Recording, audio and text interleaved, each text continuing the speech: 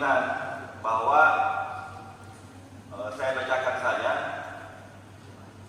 Dan sehubungan dengan aspirasi masyarakat sebagai pemilik lahan pertanian berlokasi Jalan Berintu Serman, Pindrang, Jalan Lingkar, dan masyarakat bertempat tinggal di jantung kota Pindrang terkait dengan keberadaan beberapa gudang penyimpanan dengan pemilik gudang A yang tadi saya sudah sebutkan. Hal ini sangat dikeluhkan dengan adanya dampak lingkungan yang membahayakan kehidupan dan lahan pertanian serta tidak sesuai dengan Perda RT RW. Adanya isu keberadaan pembangunan gudang di lokasi tersebut, maka dipandang perlu dilakukan rapat dengan pendapat atau hearing sesegera mungkin dengan melalui rapat pimpinan diperluas bersama dengan LSM, FK, LSM, Pindrang yang turut dihadirkan memanggil pemilik gudang. Nah, itu sudah hadir semua. Dan ada beberapa dinas juga belum hadir. Mungkin teman-teman LSM dengan anggota dewan yang terhormat sudah tahu bahwa siapa-siapa belum hadir. Tentunya dengan surat ini saya minta dari perwakilan LSM, karena ada 4 di sini, saya minta nanti satu persatu untuk memberikan alasan yang ini. Karena setahu saya RT RW itu tidak ada pertukaran gudang di Kabupaten Pindrang, tidak ada di 3 kota. Kebetulan waktu itu saya adalah ketua Pansus. RT RW itu ada di Subang, itu juga industri di sana. Seingat saya semua surat izin yang dikeluarkan oleh pemerintah dari presiden apapun itu diperuntukkan hanya untuk toko. Sama kemarin dengan Mall Sejahtera, itu kan mall, tapi itu adalah toko. Saya ingat saya pernah rapat kerja dengan dinas perizinan. Itu saya panggil, dia mengatakan itu adalah toko, tapi nanti kita lihat perkembangannya ini gimana. Tentunya saya minta dulu LSM lengkap untuk menjelaskan tuntutan ini. Siapa dari LSM lengkap? Saya persilakan. Ada beberapa alasan. Pertama mengenai permohonan izin mendirikan bangunan itu. Setahu saya permohonannya itu hanya berupa toko, rumah toko. Ternyata apa yang kita lihat di lapangan peruntukannya salah. Dia jadikan gudang. Pernah kemarin kami tanya di lokasi bahwa ini toko Pak. Saya bilang toko itu ada penjual, ada kasir, barangnya diambil di situ, transaksinya di situ, ada kasirnya. Nah, contoh kasus kemarin saya datang di tokonya itu ibu di Cahaya Terang itu. Saya beli barang di sana, di transaksinya di Jalan Imam Bonjol. Saya dikasih nota ambil barang ini Jalan Lingkar. Itu kan bukan toko di Jalan Lingkar. Sangat jelas bahwa itu gudang. Rasa untuk sementara saja dulu. Makasih Pak. Kasih dari Kalau persoalan RT RW, dari awal pemerintahan kita ada namanya rencana pembangunan jangka panjang. Itulah yang diganti menjadi RT RW. Jadi dari awal memang sudah tidak diperbolehkan ada pembangunan gudang di dalam kota itu. Jadi saya kira pimpinan kalau bisa di dalam isi membangun itu kan ada prinsip-prinsip dasar yang harus dilaksanakan oleh pemohon. Prinsip-prinsip dasar ini ada beberapa perwakilan di antara tokoh. Apakah mereka tahu prinsip-prinsip dasar itu, syarat-syarat yang harus dilakukan? Ini mereka tidak paham. Saya kira itu. Jadi saya minta lebih diperjelasnya ini. Dinas yang terkait hadir di tempat ini. Dan begitu pemilik toko, karena ada beberapa prinsip dasar yang harus diketahui dan harus dilaksanakan. Apabila tidak, dia harus dicabut izinnya. Terus kalau sudah ada izin prinsip, peruntukannya apa? Seperti dikatakan tadi. Jadi ini permasalahannya karena di sana regulasinya toko, peruntukannya gudang. Itu masalahnya yang perlu di stressing. Apa yang dilakukan oleh dinas atau siapa saja. Yang kedua,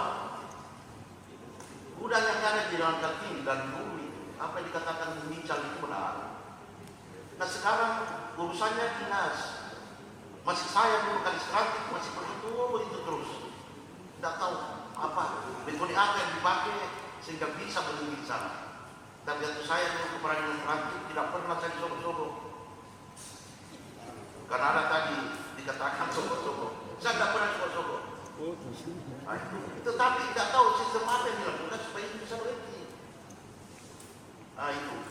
Jadi saya kira itu. Nah sekarang tugasnya kita sebagai anggota DPRD mungkin kita menyampaikan kepada unit kerja terkait untuk meningkatkan kapasitasnya sebagai terutama dinas perhubungan dan administratif untuk meningkatkan dia punya action di sana. Bagaimana dia mengamankan itu? Jadi tugasnya kita memberi rekomendasi kepada Bapak Bupati tentang hasil rapat tadi ini.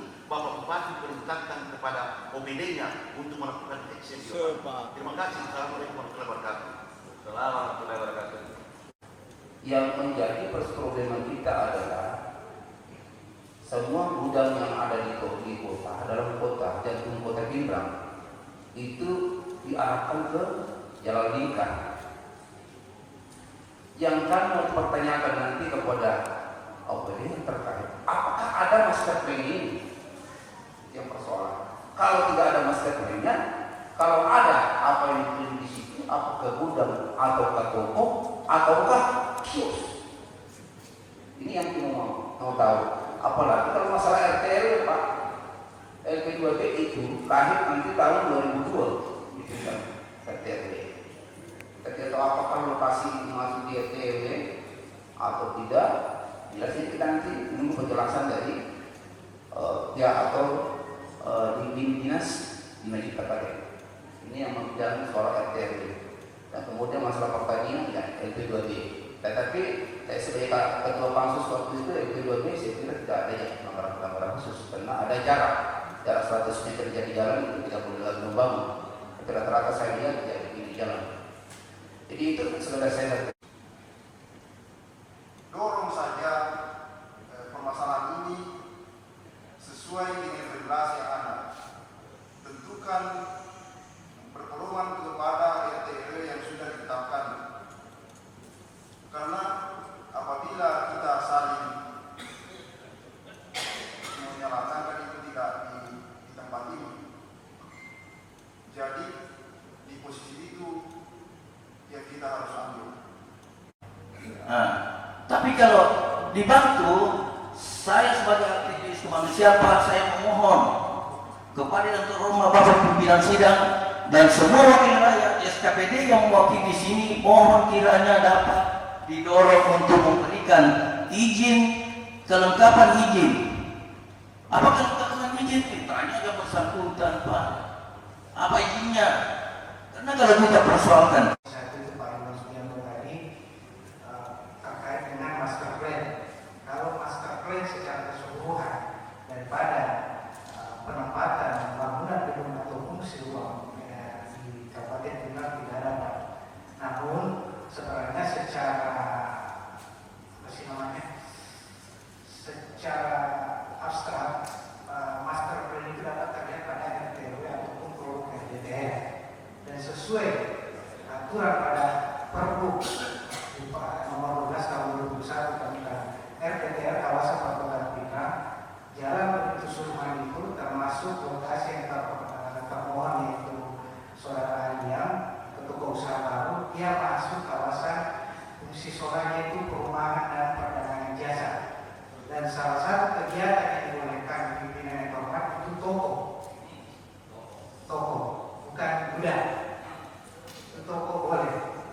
Jadi mungkin dinas pertanian mengeluarkan izin apapun usaha atau PBG atau apa karena dia Kemudian saya lanjut ke Komisi 2, Pak Andi Mulyadi, untuk fungsi bangunan gedung sesuai aturan PP 16 tahun 2021 tentang petunjuk pelaksanaan Undang-Undang Bangunan Gedung nomor 28 tahun 2022, semua pemilik bangunan gedung yang telah memiliki PBB yang dulu namanya UB, apabila dia melakukan pelanggaran, contohnya membangun tidak sesuai dokumen rencana teknis yang diserahkan, ataupun merubah fungsi bangunan gedung tidak sesuai fungsi yang dimohonkan, pemilik bangunan gedung diberi waktu 5 tahun. 5 tahun untuk merubahnya. Apabila setelah 5 tahun pemilik bangunan tidak memiliki niat baik, maka pihak pemerintah mempunyai hak untuk menjatuhkan sanksi administrasi. Artinya mulai dari teguran, bahkan yang terakhir itu sampai pembongkaran. Itu 5 tahun setelah PBG-nya atau PBG-nya terbit. Yang penting tidak melanggar hal-hal yang substansif, contohnya garis sempadan bangunannya. Kalaupun dia melanggar harus dibongkar. Itu artinya tindakan yang paling maksimal. Kemudian untuk fungsi kawasan yang saya jelaskan tadi, di lokasi tersebut masuk kawasan perumahan dan perdagangan jasa. Kemudian untuk pimpinan sidang yang terhormat, di DTR kami itu sudah tercover. Kalau di dalam keputusan itu perumahan dan kawasan perdagangan jasa dan yang dibolehkan itu toko, selain gudang tidak ada. Ya, kalau gudang itu dia masuk di Kecamatan Supa dan Kecamatan Mata Kudus, dia di kawasan masuk kawasan perindustrian. Kemudian JB-nya Pak Ketua yang terhormat tidak akan berani teman-teman di perizinan menerbitkan kalau memang tidak sesuai fungsinya. Kalaupun terjadi pelanggaran di kemudian hari, itu pada proses setelah pasca terbitnya IND atau PBG. Diberikan kesempatanlah untuk mengurus izinnya sesuai dengan ketentuan yang ada di Perda ini, di Perda nomor 3 tahun 2022 tentang RTRW. Harus sesuai itu. Tidak usah bicara undang-undang yang lain. Ini dulu pedomannya Pak PU, ya. Minta tolong PU, ini pedomannya. Memberikan rekomendasi sesuai dengan ini. Ini baru. Ya. Kemudian nanti izin, ya jangan sampai nanti diberi saja izin tanpa koreksi dulu. Ya, kondisinya apakah layak diberikan atau tidak. Ya. Kemudian setelah terjadi pelanggaran, kan ada pelanggaran kalau kita mengalami ini ada pelanggaran karena tidak ada belum punya izin. Ya, belum punya izin. Jadi di sinilah tempatnya satpol bergerak. Ya, tapi kalau ini bisa masih belum final, belum keputusan, masih bisa kita nego. Mungkin yang pengusaha bisa mengurus izinnya, kemudian menyesuaikan dan peruntukannya di beda. Kira begitu. Kita mau solusi, yang kita mau damai, dan kita mau memperuncing masalah yang jelas yang bisa dibenahi kita benahi, yang tidak kita benahi ya nanti ke ranah hukum sesuai dengan peraturan yang ada. Saya kira begitu. Ini yang saya mau jelaskan lagi, bahwa Perda RT RW sudah ditetapkan dari 2022. Jangka yang saya tahu, yang saya copy lagi dari Dinas PU, bahwa diberi jangka 5 tahun untuk gudang yang ada di Jalan Lingkar. Zona sudah ditentukan bahwa diperbolehkan bangun gudang di Supa dengan Materhulu. Jadi kita tunggulah. Ini kan baru berjalan 1 tahun. Jangka 4 tahun ke depan kalau tidak pindah, ya ini kalau bilang betul gudang ya di sana. Kalau toko tidak ada masalah. Nah, kalau memang gudang ya, mungkin harus ada pindah, harus pindah. Nah, yang celakanya lagi kalau ada gudang baru Izinnya dari mana? Kalau ada gudang baru, nah, ini yang harus dipertanyakan. Ini harus gudang semua itu harus ada di kawasan yang sudah ditentukan oleh Perda, yaitu Sumpah dengan Bantar Gebulu.